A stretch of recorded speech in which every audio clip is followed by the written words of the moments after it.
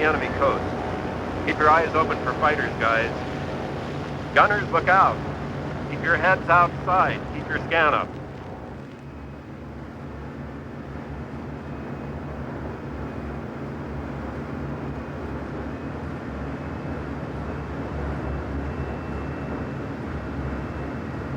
Formation leader to formation. Pull it in, fellas. Pull it in. Pull it in. Tighten it up. Tighten it up. We gotta have that mutual formation, fellas. If you don't tighten it up, we're gonna get chopped up.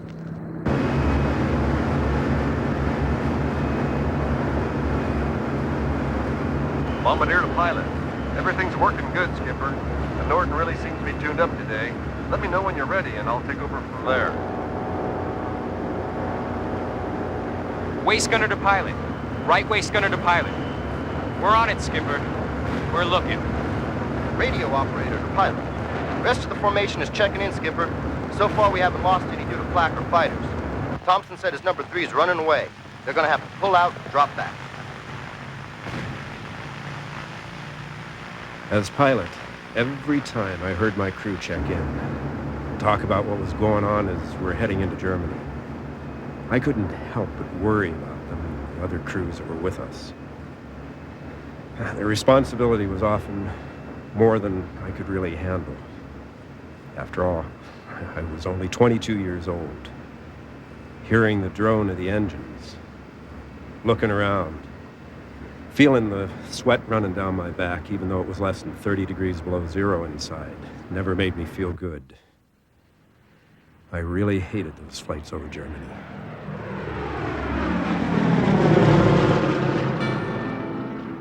Combat was nothing like what we had done in the States in training, attacking through clear blue skies with no enemy interference. At the target, we had people shooting at us, rockets coming at us, planes coming at us, and people hollering. It wasn't like in the movies, I tell you. They really screamed.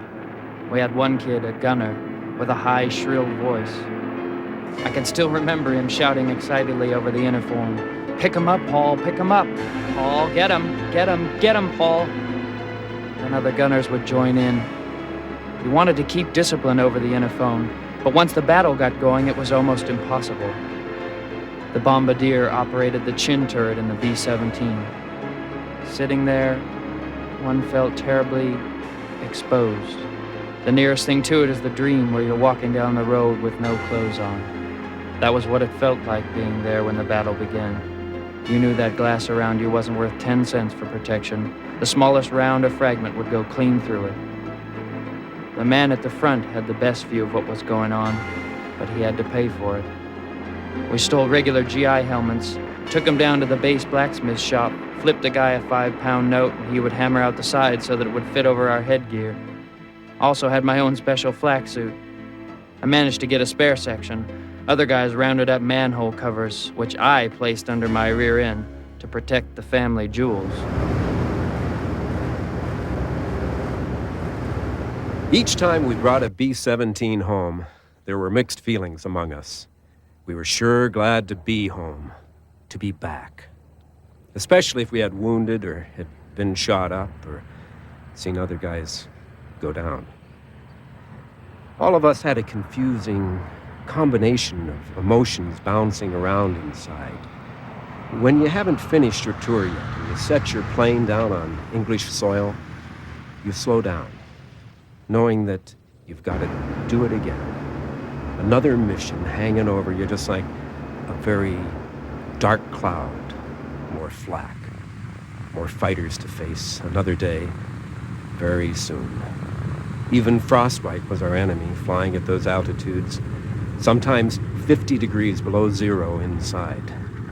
We had guys lose their fingers, lose their toes, even their feet. It was real bad, something to dread. But every time we got back, somehow we pushed the next mission out of our heads, and, well, we felt good about being home.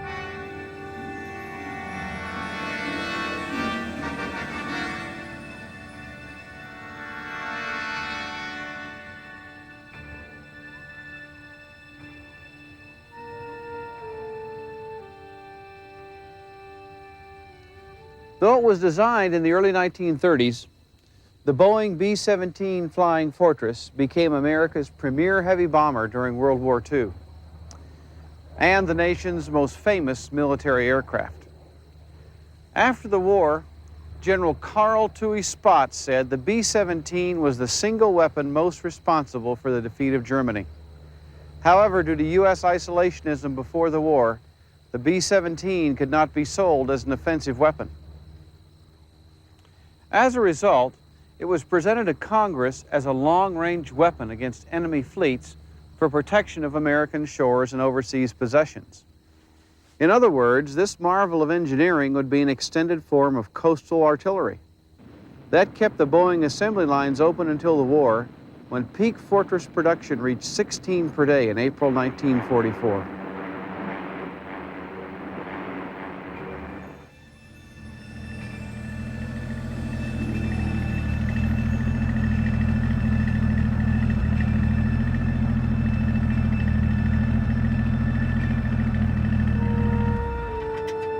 As aircraft commander, I always felt very responsible as I rode out on that Jeep.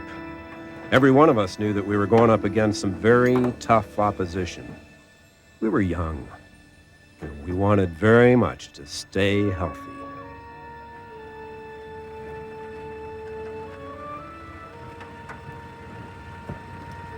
We methodically checked our chutes. It could be your best friend if your fort got shot up. Lots of tension this morning. If we can just get in and go about the business at hand, it helps to take your mind off the what-ifs. The tension always seems to dissipate a little once we get the engine started. I always feel a little guilty taking these guys with me on a mission. I don't really know why. It certainly isn't my choice. It's my duty to watch over them, and I have to do everything right just to bring them back in one piece. But every crew member feels pretty much the same way. Each position in a B-17 is important. After all, this is a crew airplane, and we have to do it right or we just won't make it. No time for personality problems or quarreling. We have to stick together and get along. If one guy can't hack it, he gets assigned somewhere else. There's no room in combat for anger and resentment. But my crew, well, we've been together since the beginning.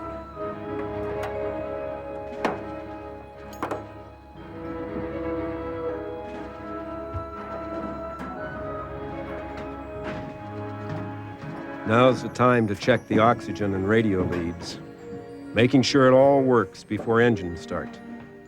Learning your systems don't work at 20,000 feet, well, then it's too late.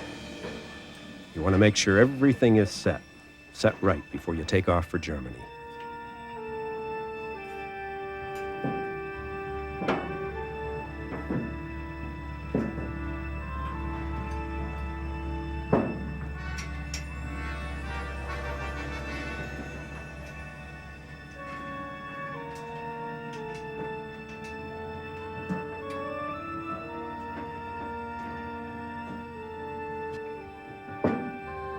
Crew coordination up front is crucial. Pilot and co-pilot are a team. It really does take two people to fly a B-17. Hydraulic pump switch is checked. Fuel tank crossfeed. The ball turret gunner is always the smallest fellow in the crew. Before we crank engines, he has to check all the motors and switches, then square himself away for the trip. Same for the top turret gunner.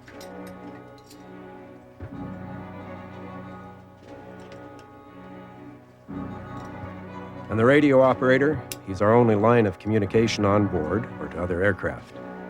He plugs in and checks everything to make sure the radios are in top shape. Call to the tower confirms radios 5 by 5. We need them to fly a tight formation and to get to the target and get back. 0700's here. Let's get this show on the road. Once the pilots are seated, the B-17 cockpit is very roomy, and it's well laid out for a 1930s design.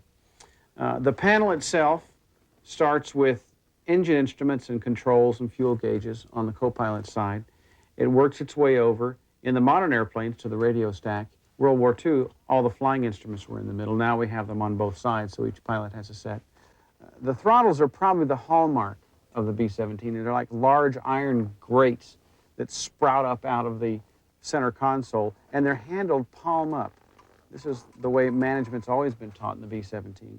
Propeller RPM levers are below the throttles and are usually handled by the engineer as well as the co-pilot.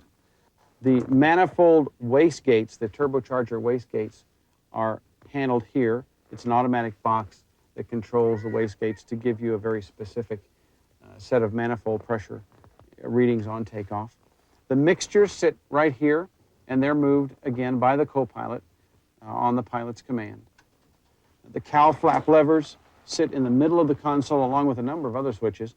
The flap switches here. It used to be in World War II that the control toggle for the landing gear was here as well, but it's electrical and it looks identical. Quite often you could flip the gear switch instead of the flap switch, and the gear would retract inadvertently on the ground. Needless to say, it does a tremendous amount of damage to the airplane. So they moved it up here so that pilots wouldn't do that. Bomb bay door switch is also up here now.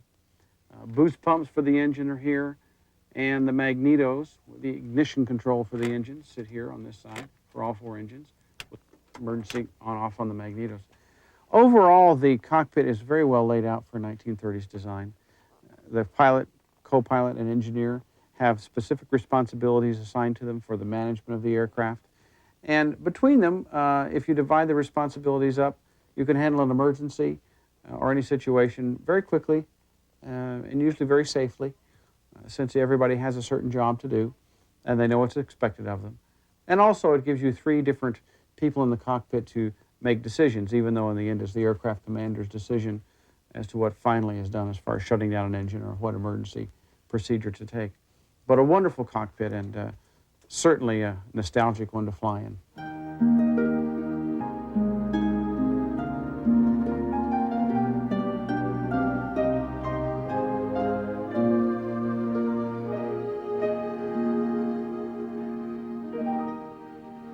Strapping in with me today are National Warplane Museum President Austin Wadsworth and his son Craig. Austin, when you acquired this B-17 back in 1985, it was the first time it had come out of firebombing service. It must have been a tremendous commitment since the museum had no other aircraft other than the P-40. How did that come about? Well, we know that the planes were going up for auction, and they had been for sale for a year or so, and we knew that we wanted a B-17. We knew that we needed one to become what we'd like to become, and it was just a question of raising the money and figuring out how we were going to do it. And how did you do it? We did it through the membership, as with so many things in the museum. A number of members, many members, pledged money over a 3-year period toward the retirement of the debt, and that's what made it financially possible to go and buy it. Craig, what were your feelings when your dad came up with the idea of buying a World War II bomber? Were you apprehensive or excited, or what was it? Well, after having watched 12 O'Clock High for when I was a child, I just thought it was wonderful. It's just like a fulfillment of a dream to have one of these within arm's reach. And now what's it like to be able to fly it? Oh, even better. I mean, it's an honor to be able to do it, and it's a real piece of history. I enjoy it a lot. It's a thrilling airplane. Let's strap it on and fly it. All right. Okay.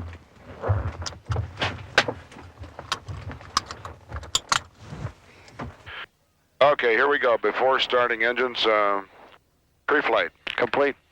Fuel and oil. Checked. Flight forms and crew briefed. Yes. Doors and exits. Closed. On bay doors. Clear and closed. Fire extinguisher. Set. Cargo. Secure. Circuit breakers. In. Fuel tank cross feeds. They're off and neutral. Hydraulic pressure. It looks like 800. Okay, and hydraulic pump switch. Is checked. All right. Parking brakes coming up. Okay.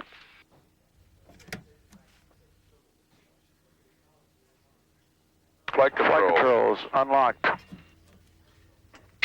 Radio switches. Radio switches are off. Landing gear switch. Is in neutral. Fuel firewall shut off. Is closed. All ganged open. Mission master switch. On. Mag switches. Off. Valve flaps. Are open on my side. Open right. Mixtures. All right, idle cutoff. Turbos. Set to 0. And the propellers. Full high. increase. Full high. Very good. Okay, ready to start. Ready to start. Fuel barometric pressure. Is 29 inches. Battery switches. Are on. Generator switches. Are on. And inverter. You want to leave the inverter checked and off. Okay. Fuel boost pumps. On. On number 3. Okay. Okay, now we'll need 9 blades, mag on, and prime is required. Roger. I'll get the mixtures. Okay. Are we clear? Clear 3. Okay. Okay. You want me to handle the mags? Was that easier? Yeah, fine. You probably can reach them easier. I'll do Okay. the mixtures and the throttles. Okay. Here we go. Clear. 6, 7, 8, 9, go.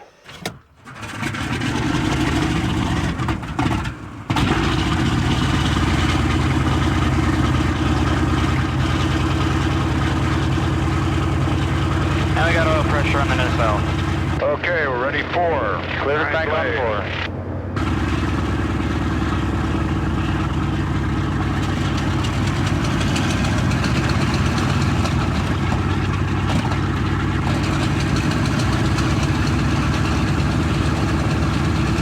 And oil pressure's up.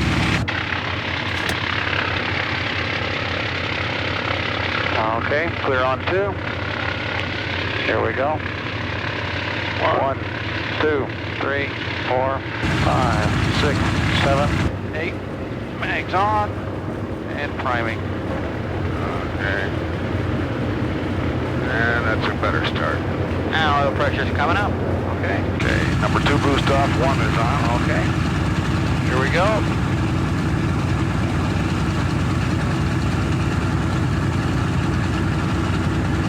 Mags on.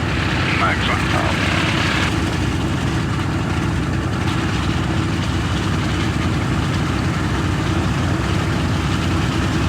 And oil pressure's up. Very good. Ready to taxi. Okay, ready to Cover your taxi. brakes. Okay.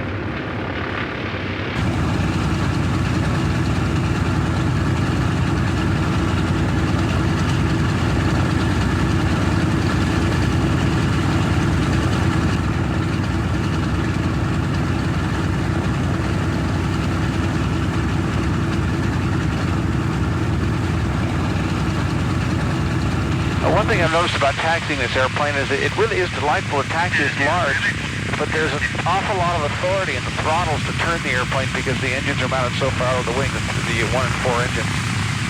And of course it's a swiveling tail wheel. It does not steer. And I think most people are unaware that a World War II airplane does not have a steerable tail wheel.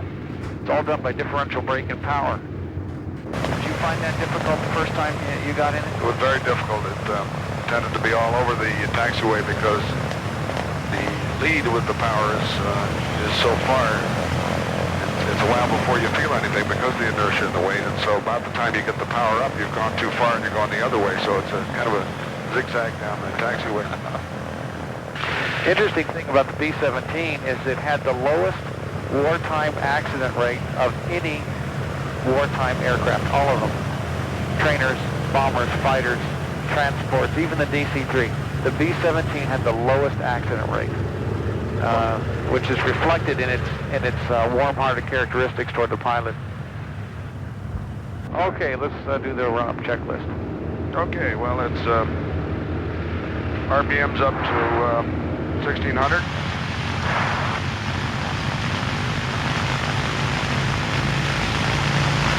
Ready on number 1? Ammeter's good. And I got a drop. There it is. Ready on number 2? Ammeter's good. And we have a drop. Ready on number 3? Ammeter's good. And we have a drop. Ready on number 4?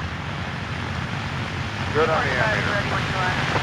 And we have a drop on number 4. Okay, Taylor, on your command. Traffic looks good. Okay.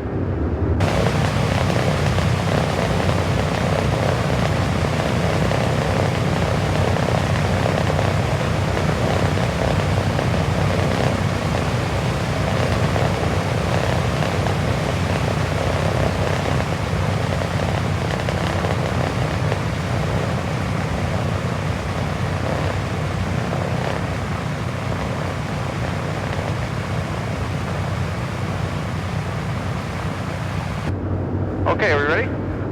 You got it.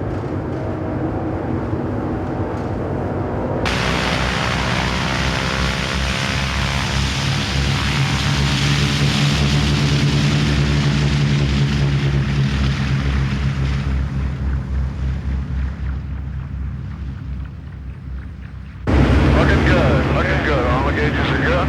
Okay. Okay, I got the power right in there. Power, that's good. Okay. Number 2's getting up there good and high.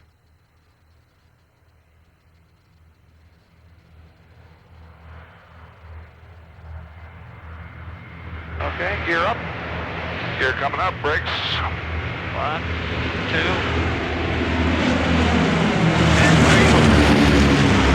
Got 120 flaps up. Okay, 120 flaps coming up. Turbo reduction. Airspeed looks good, gauges are good.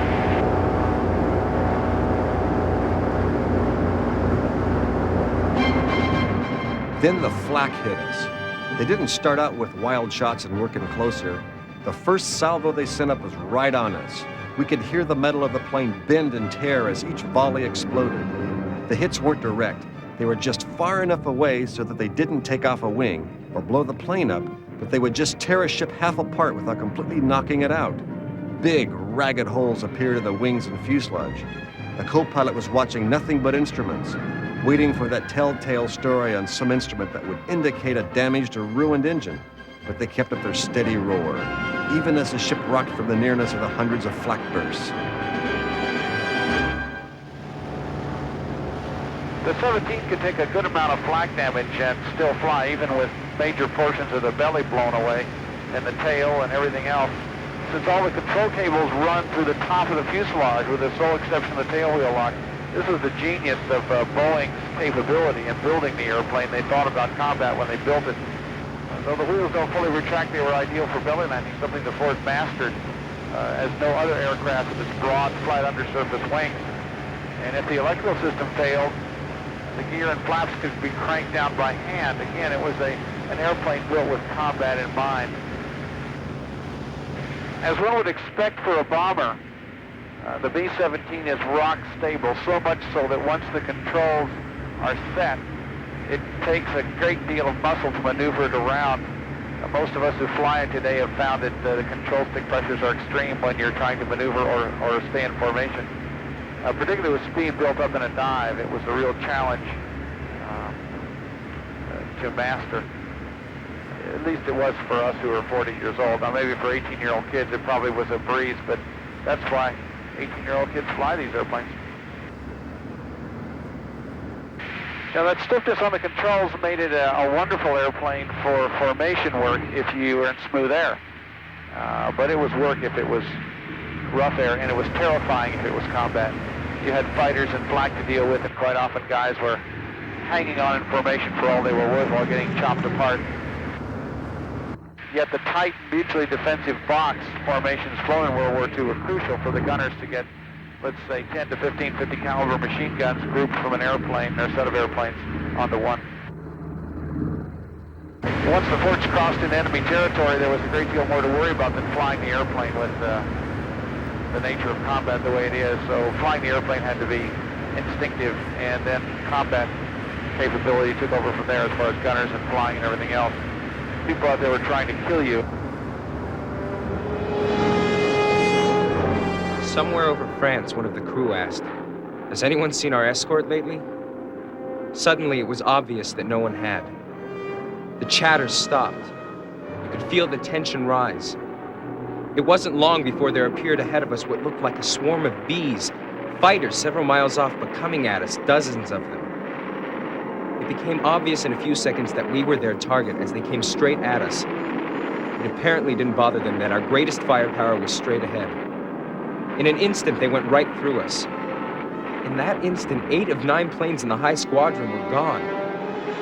The group lead aircraft had a 6-foot gap in its vertical stabilizer. As pilot, you don't see much. You're busy keeping your aircraft in position, but a glance through the overhead window told me the high squadron was gone. On our right wing was a crew from our barracks. Their entire wing was on fire. Then, there was nothing there. By the end of the third attack, we were all alone. One aircraft from an entire group? It couldn't be, yet there we were.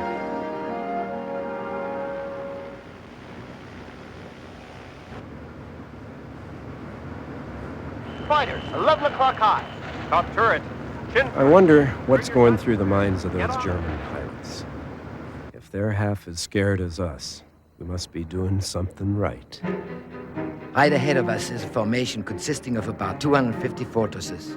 I myself remain behind the enemy formation and pick off as my target a lone fortress. At a range of 500 feet, I open fire in short bursts. The American defenses reply. The tracers come whizzing all around me, uncomfortably near my head. The usual pearl necklace has become thicker and thicker, and once again there's altogether too much of this blasted metal in the air. Suddenly, my Messerschmitt 109 is literally caught in a hail of fire. There's a smell of burning cordite.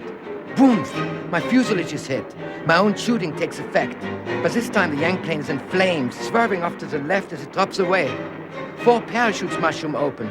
Suddenly my aircraft is hit several times in succession and badly shaken. It sounds like a sack of potatoes being emptied over a barrel in which I'm sitting. Flames come belching out at me from the engine, and the smoke is choking me, and my eyes water. So they have me now, after all. It is a shambles.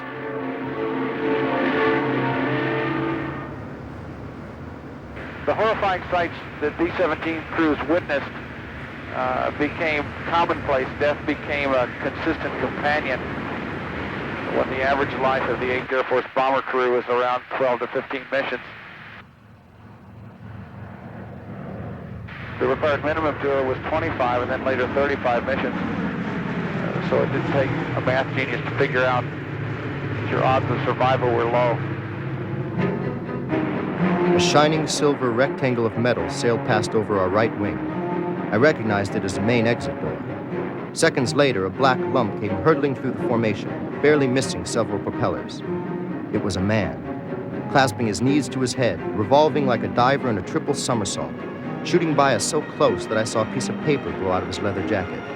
He was evidently making a delayed jump, for I didn't see his parachute open. The B-17 turned gradually out of the formation to the left, maintaining altitude. In a split second, it completely vanished in a brilliant explosion from which the only remains were 4 balls of fire, the fuel tanks, which were quickly consumed as they fell earthward.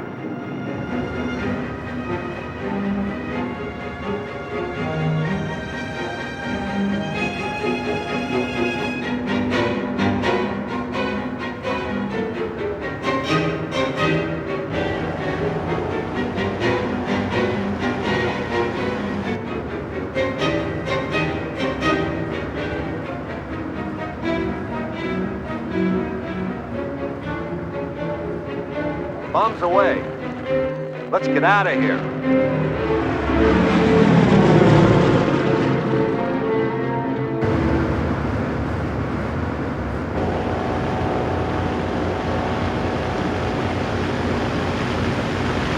Quite often when we were aboard the B-17 going back into Geneseo, I drifted back in my mind to try and grasp what it must have been like to come home after a mission, after facing such mind-jarring horror. After a while, I have to come to grips with the realization that only those who were there can appreciate what they were called upon to do. As we circled the field after getting home, we could see a lot of empty spaces. We knew we were at least one of the few.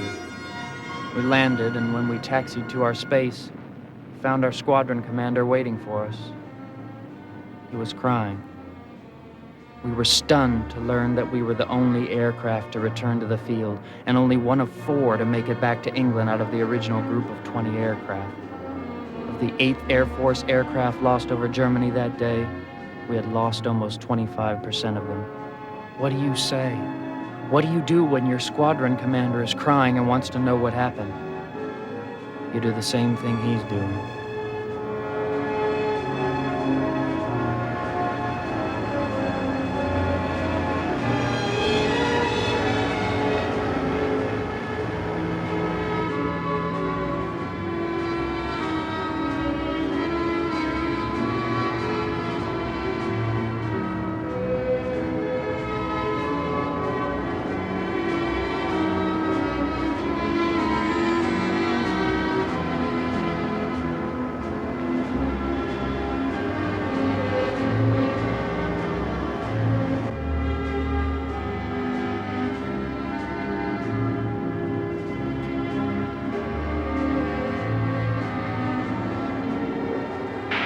When that magic day, the end of a combat tour, finally arrived, the agony of combat was forgotten, and these young men turned back into boys, beating up the airfield celebration of survival. No one who was on a base and witnessed a low-level buzz job can ever forget it. It was a tremendous experience and one that is made famous in movies and elsewhere. But the B-17 was the master of the buzz job because it was so stable and so safe and so able to really beat the ground up for its size.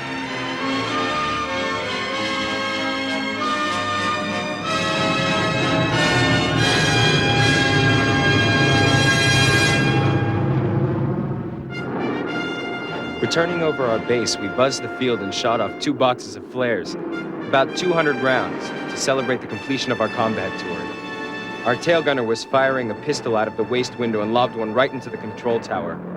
We all got a big kick watching the brass scramble. Our pilot, Lieutenant Thompson, put on a real show for us, swabbing the field back and forth.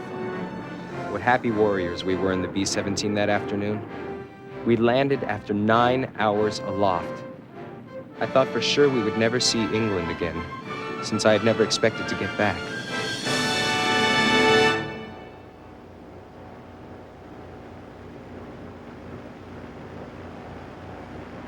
It's kind of an amazing thing, really, that an airplane this big is so straightforward to fly. It absolutely seems to be viceless.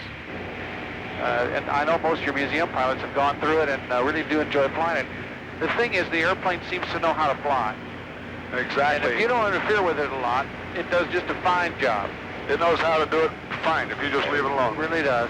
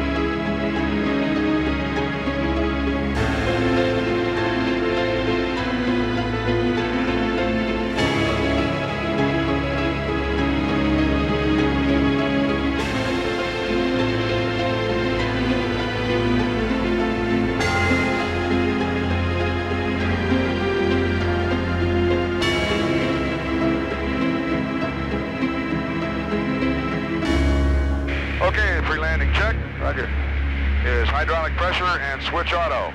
Okay, check. Boost pumps coming on. And mixtures to auto rich. 1, 2, 3, 4.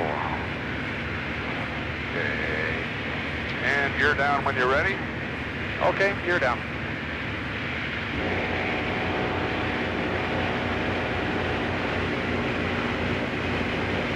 Cowl flaps are set and locked, and we'll bring the RPMs up to 2,300. Okay.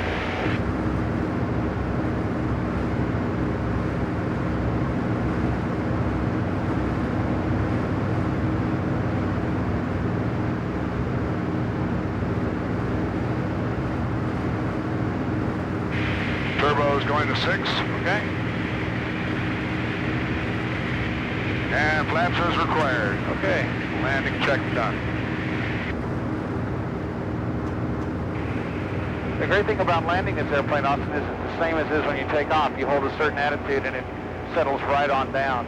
Sure does. That's the amazing thing, that the attitudes for landing, takeoff, and everything else is about the same.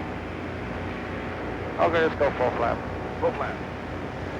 It's an amazing airplane. I've seen guys that have been sitting in this seat while guys put it down. There's 7 or 10 degrees crab, and it just kind of straightens itself out. Well, it does. You know, you don't make panic heavily when you're in a crab like this. This airplane just straightens out when it touches down. Just kind of grunts. Amazing machine.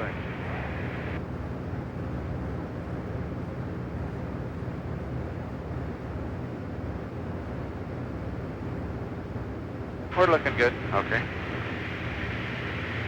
And we got 110. We feel read the speeds off, Timmy. 110, 112, 112, 112. Looking good. 110, 110, 110, 110, 105, 105. They wiped the power right around 100. Power's coming off. You got it. Looks beautiful. Ha ha ha ha ha. Nice job.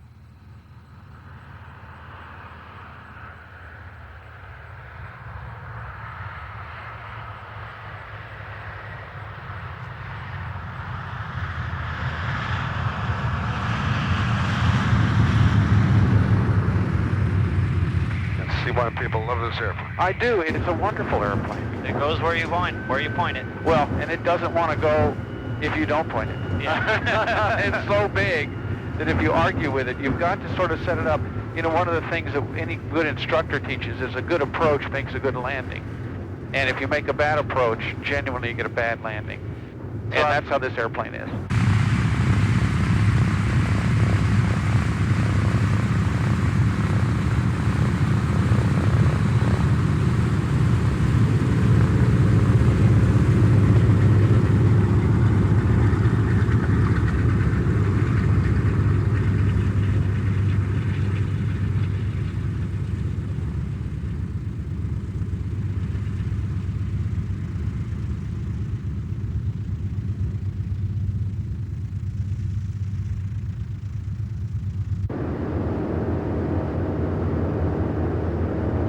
Another thing about this airplane is inertia.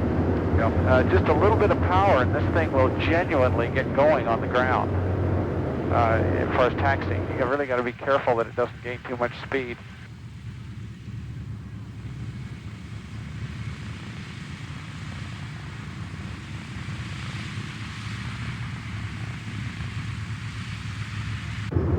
Post-landing checklist, you can read through all that off and make sure we've got it. Okay, hydraulic pressure is checked. Cow flaps, I'm not going to play with the fully stopped. Okay.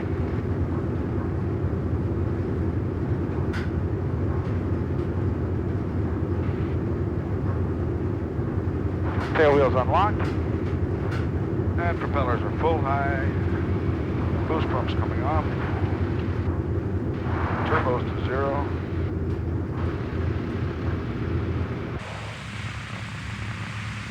Flaps are up. Tail wheels required. Excess radios.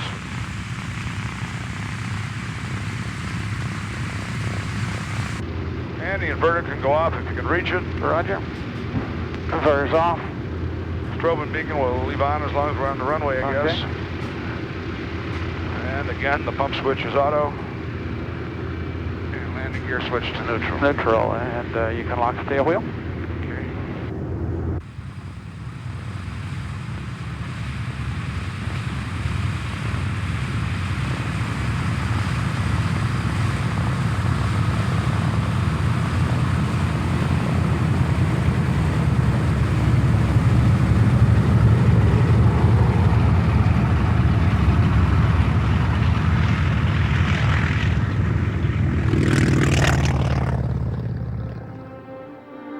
There stood all our buddies.